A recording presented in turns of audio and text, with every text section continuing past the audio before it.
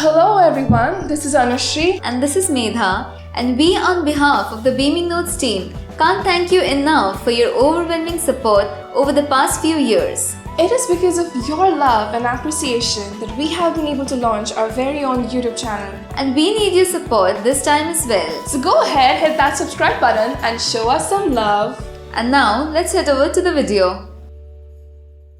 Hello everyone and welcome to Beaming Notes.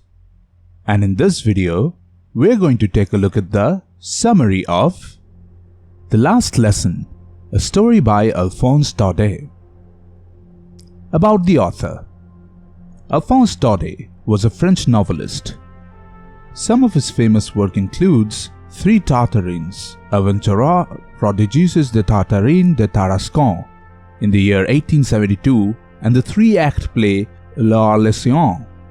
But Fromont Jour et le Rousselot Ein, 1874, at once took the world by storm. It struck a note, not new certainly in English literature, but comparatively new in French.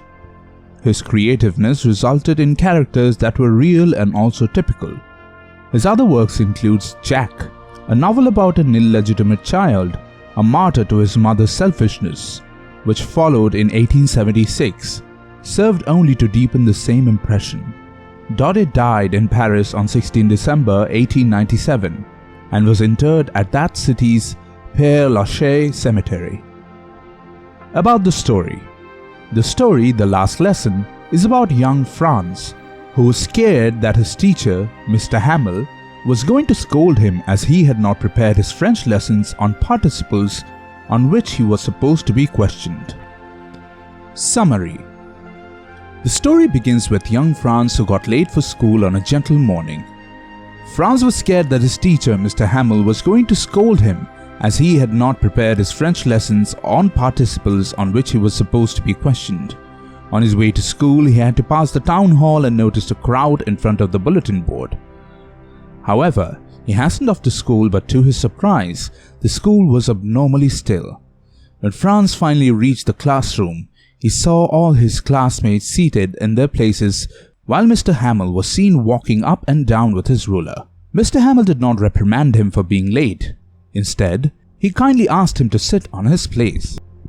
As he sat down at his desk, he suddenly noticed that his teacher was dressed formally in his beautiful green coat, his frilled shirt and his black silk embroidered cap that he wore only on inspection and prize days. Again, he noticed that the back benches that are usually empty were filled with the village people. He sat down there wondering what was going on when Mr. Hamel announced that today was the last French lesson that he was going to give, as an order had come from Berlin to teach only German in the schools of Alsace and Lorraine. Even though Franz feared his master and had no idea about French participles, this news came as a shock to him.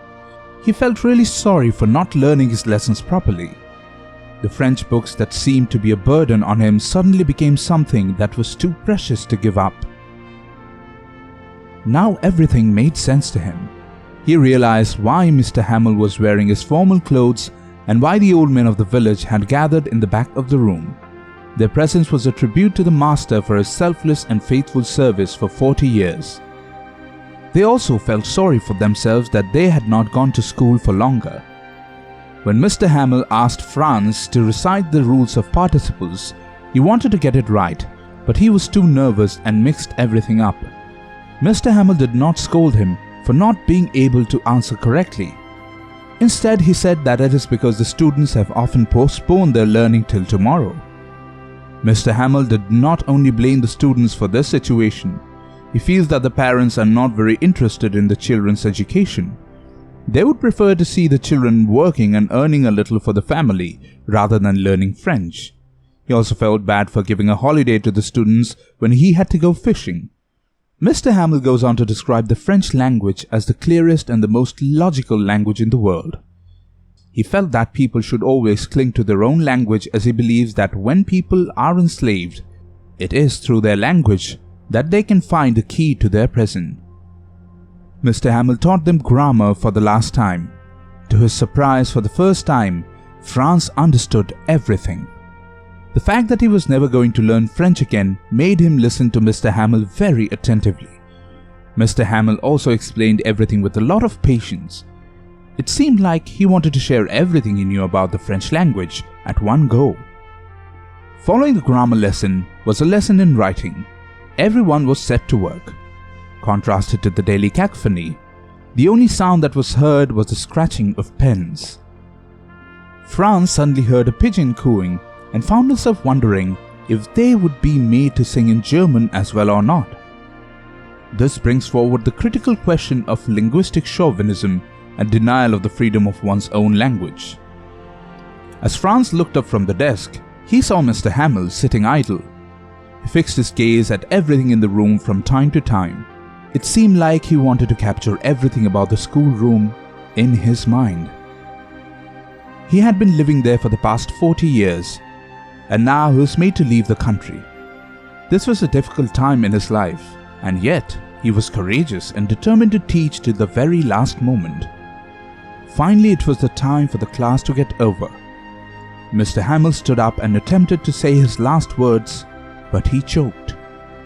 He was deeply soaked in emotions and could not utter anything. He turned to the blackboard and wrote, "Vive la France," with the hope that the French language will be appreciated for what it is. So, did you find the video helpful? If so, please don't forget to hit that subscribe button and continue to encourage us more to deliver more such poem analysis and English language tips to help you to get set and ready for your examinations. All the best.